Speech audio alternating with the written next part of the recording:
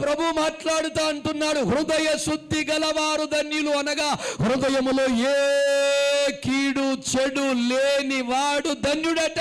హృదయములో ఉన్నది ఖచ్చితంగా ఒకరోజు బయటికి వస్తుంది. నువ్వు ఎన్ని ప్రయత్నాలు చేయి దాచిపెట్టడానికి, అది దాగదండి.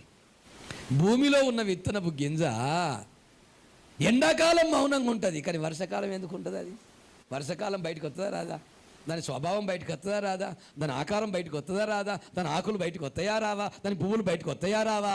అంతే. నీ హృదయంలో ఉన్న ఆలోచన ఒక టైంలో మౌనంగా ఉంటుంది, కానీ మరొక టైం వచ్చినప్పుడు ఖచ్చితంగా ఏమవుతుంది? ఫస్ట్ ఎక్కడ నువ్వు శుద్ధి కావాలా?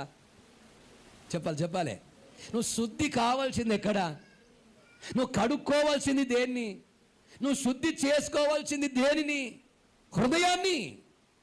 ఈరోజు హృదయం శుద్ధి లేకుండా దేవుని సన్నిధిని నువ్వు కనబడితే అది వేస్ట్.